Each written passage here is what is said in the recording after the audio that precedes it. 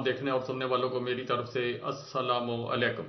آج کی چند خبروں کے ساتھ آپ کی خدمت میں حاضر 8 فروری 2023 الیکشن کا دن مقرر ہو گیا۔ سپریم کورٹ کے اندر ریٹن صدر پاکستان کا لیٹر آ گیا، الیکشن کمیشن صاحب کا لیٹر آ گیا، اور معزز چیف جسٹس قاضی فائز عیسیٰ صاحب نے اس پر حکم جاری کیا ہے کہ کوئی سوشل میڈیا، کوئی جو الیکٹرانک میڈیا، کوئی پرنٹ میڈیا اس کے اوپر اپنی افواہ نہیں پھیلائے گا، نیگیٹیوٹی نہیں پھیلائے گا کہ الیکشن نہیں ہوں گے۔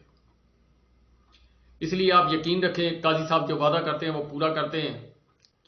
آپ نے ووٹ جس پارٹی کو بھی دینا ہے، پاکستان مسلم لیگ کو دینا ہے، پاکستان تحریک انصاف کو دینا ہے، پیپلز پارٹی کو دینا ہے، مولانا فضل الرحمان صاحب کی جماعت کو دینا ہے، ANP کو دینا ہے، باب کو دینا ہے، جس کو دینا ہے، MQM کو دینا ہے، مہاجروں کے حقوق والی کو۔ لیکن یہ میں آپ سے ہر ویڈیو کے اندر آپ سے وعدہ لوں گا کہ آپ نے جس دن ووٹ ڈالنے ہیں اس دن آپ نے گھر سے نکلنا ہے، آپ کا جو فیورٹ لیڈر ہوگا آپ نے اس کو ووٹ ڈالنے ہیں، اور ٹرن اوور زیادہ کرنے کی کوشش کرنی، اپنے ارد گرد جو ساتھی ہیں ان کو بھی اس بات پر قائل کرنے کی کوشش کرنی ہے کہ جتنے زیادہ ووٹ ڈلیں گے اتنا ہی آپ کا لیڈر زیادہ کامیاب ہوگا، جتنے زیادہ ووٹ ڈالیں گے اتنا دھاندلی کا جو ہے وہ پروسیجر ڈاؤن جائے گا۔ اب مسلم لیگ والے ان کو چاہیے کہ اپنے قائد کی خاطر قربانی دیں، مولانا صاحب کے جو فالوور ہیں ان کو چاہیے کہ اپنے لیڈر کی خاطر وہ قربانی دیں، پیپل پارٹی والے جیالے جو ہیں وہ ان کو چاہیے کہ وہ اپنے بھٹوازم کو زندہ رکھنے کے لیے گھر سے نکلیں، مہاجروں کے حقوق والے مہاجروں کے لیے نکلیں، پاکستان تحریک انصاف والے عمران خان صاحب کی آزادی کے لیے گھر سے نکلیں اور ووٹ ڈالیں۔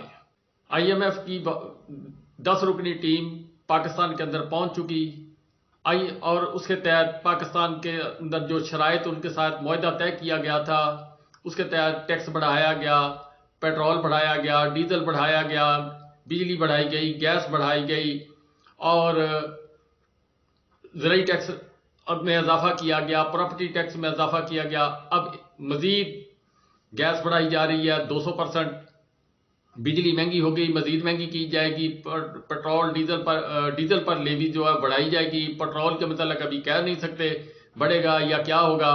ڈالر جو ہے اس کی اڑان اوپر نیچے ہونی شروع ہو گئی۔ IMF کے وفد کے ساتھ یہ سارے معاہدے کیے گئے تھے۔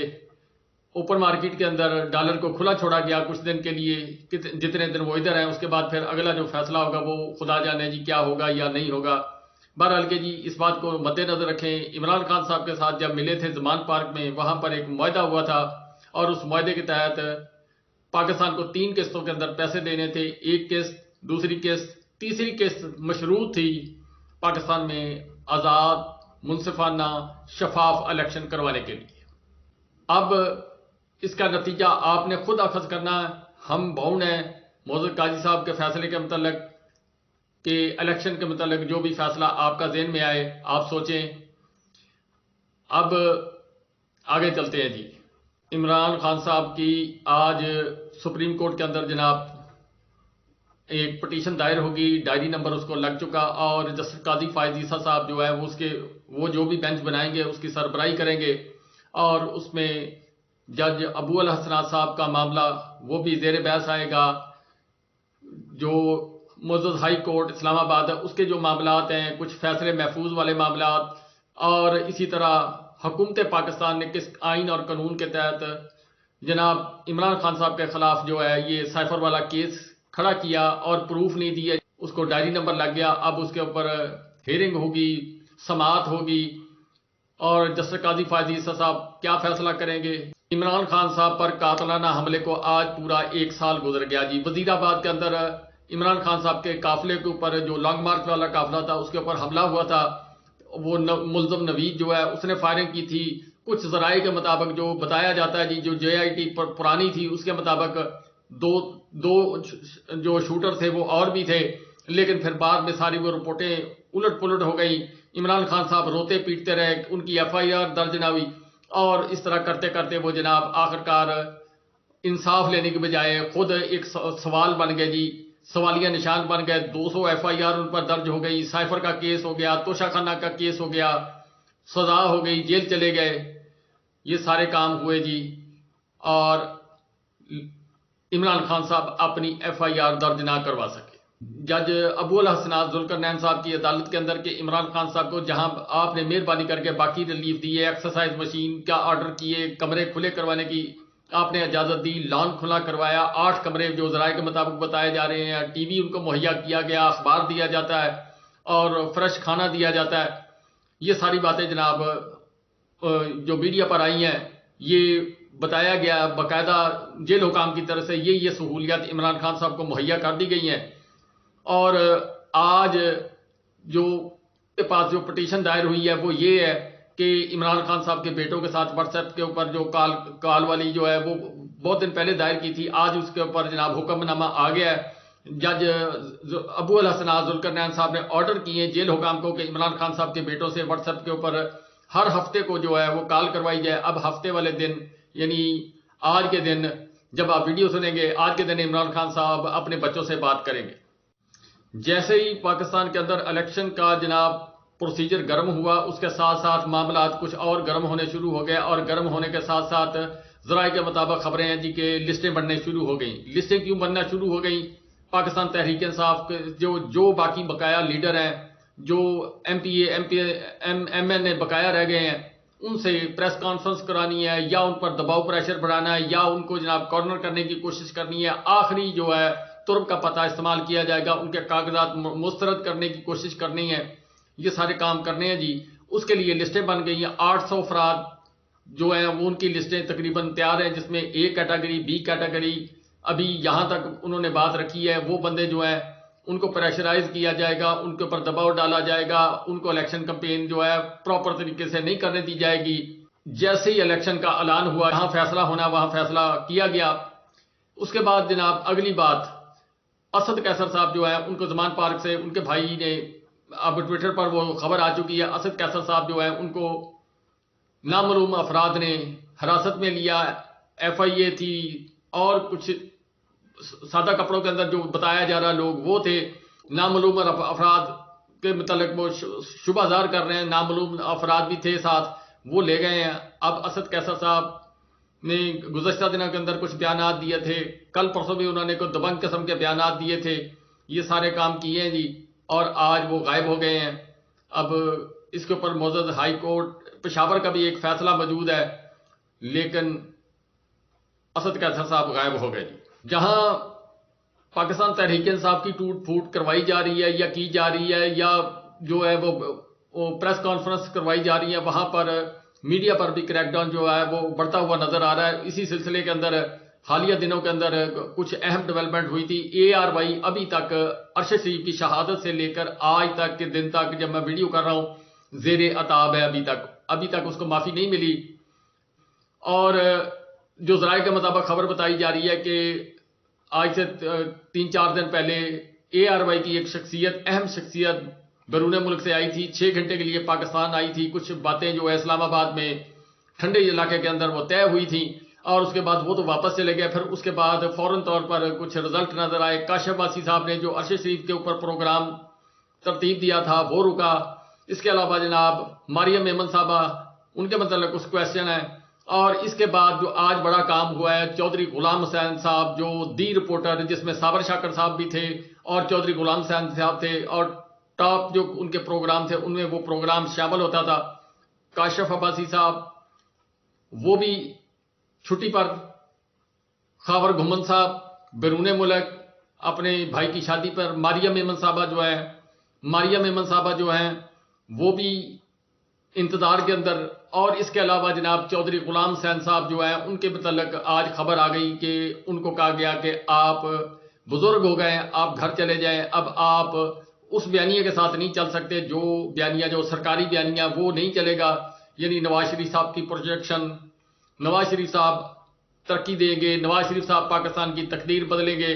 چودھری غلام حسین صاحب جو ہیں وہ اپنی مرضی سے بات کرتے ہیں، آزادانہ خیال کرتے ہیں. گزشتہ دنوں کے اندر ان کو گرفتار بھی کر لیا گیا تھا، پھر چھوڑ دیا گیا. اب جناب ARY نے مکمل ان کی چھٹی کروا دی ہے. اب شاید وہ اپنا کو ویلا کیا کریں یا اور کچھ کیا کریں.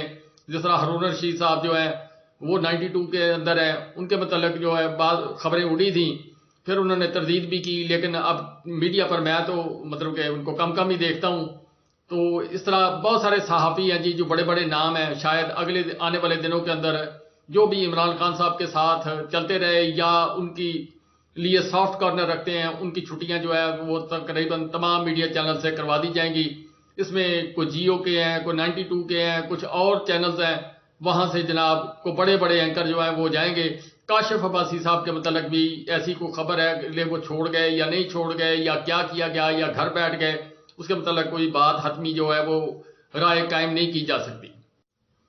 میرے نگران وزیر اعلیٰ محسن نقوی صاحب، پنجاب کے وزیر اعلیٰ جی، وہ آج انہوں نے اپنے سسر صاحب کو سلامی دینے کے لیے قبرستان کے اندر گئے ہیں اور سوشل میڈیا پر کافی وائرل ہو گئے ہیں. اور اس کی وجہ ایک بنی ہے کہ جس وقت وہ قبرستان کے اندر گئے ہیں، ریڈ کارپٹ پر ان کا جناب وہاں پر ریڈ کارپٹ کا انتظام کیا گیا اور وہ ریڈ کارپٹ پر چلتے ہوئے سسر صاحب کے جو مرکز ہے وہاں پر انہوں نے جا کر فاتحہ خوانی کی، اور فاتحہ خوانی کرنے کے بعد پھر اسی ریڈ کارپٹ پر چلتے ہوئے جناب وہ واپس اپنے دفتر میں اپنے امور زندگی، امور حکومت نپٹانے کے لیے واپس آ گئے.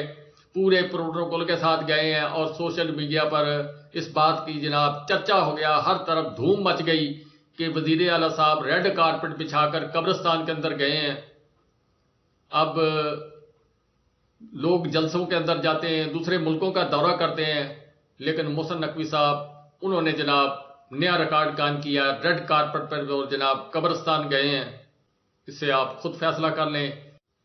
اسرائیلی بربریت، جاہریت اور جبر تشدد اور قتل عام کا سلسلہ بدستور جاری ہے.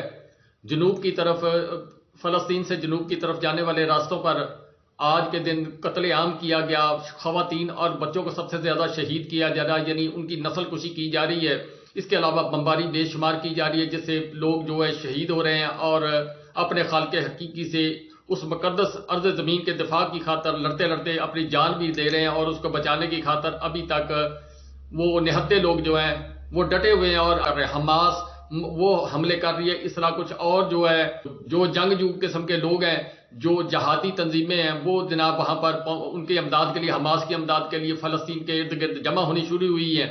اور اسی طرح ترکی کے وزیر خارجہ نے جرمنی کے شہر کے اندر ایک بڑا بیان دیا. انہوں نے، ان کا نام ہے جی ہاکان فیدان، وزیر خارجہ جو ہے ترکیہ کے، انہوں نے ایک بڑا بیان دیا ہے. ان کا نام ہاکان فیدان ہے اور ان کا نام بھی عربی ہے، ذرا مشکل سا ہوتا ہے.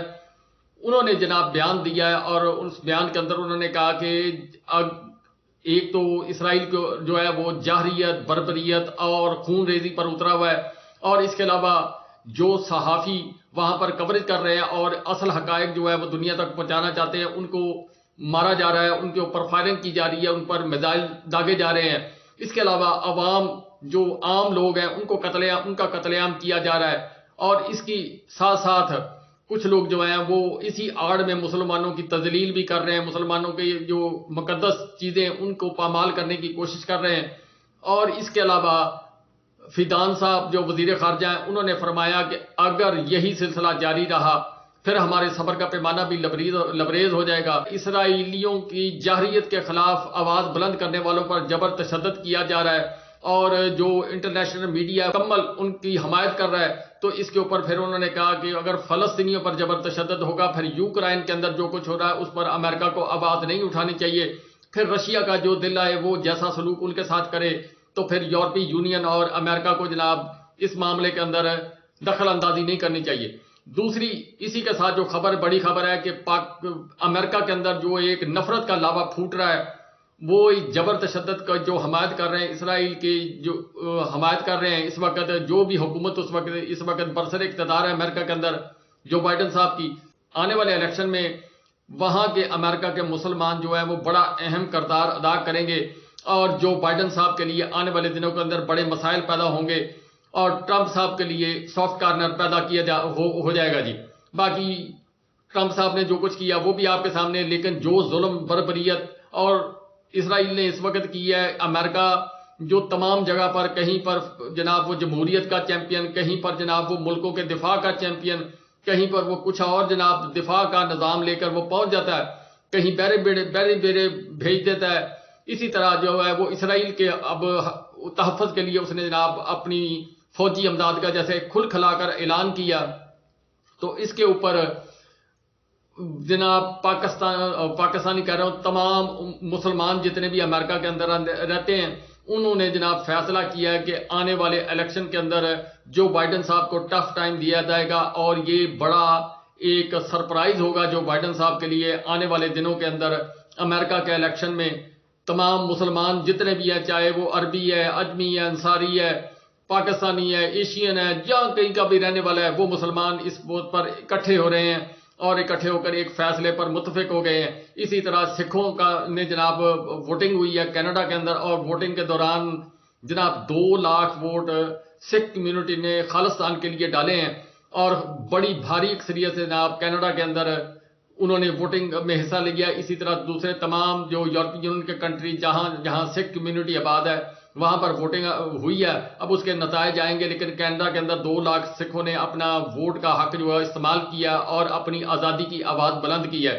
ان کے مختلف انٹرویوز بھی آئے ہیں، لیکن وہ ہم یہاں پر شیئر نہیں کر سکتے. جو خالصتان کا ملک کی ڈیمانڈ کر رہے ہیں وہ بھی اپنے حقوق کی جنگ لڑ رہے ہیں، جس طرح کشمیری اپنے حقوق کی جنگ لڑ رہے ہیں، جس طرح یوکرین والے جنگ لڑ رہے ہیں، جس طرح فلسطینی اپنے حقوق کی جنگ لڑ رہے ہیں، اسی طرح خالصتان والے جو ہیں وہ بھی اپنی حقوق کی جنگ لڑ رہے ہیں. اور کینیڈا کے جسٹس ٹروڈو جو ہے وزیر اعظم صاحب، ان کا انہوں نے شکریہ ادا کیا جس طریقے سے انہوں نے بھارتی جارحیت کو بے نقاب کیا، جس طرح وہ دوسرے ممالک کے اندر مداخلت کر کے وہاں قتل و غارت کر رہے ہیں، اور سکھ رہنما جتنے بھی ہیں ان کو دنیا کے مختلف جگہوں پر ان کی جو خفیہ ایجنسیاں وہ وہاں پر وہ اپنا کام کر رہی ہیں اور ان کو کوئی روک ٹوک نہیں ہے.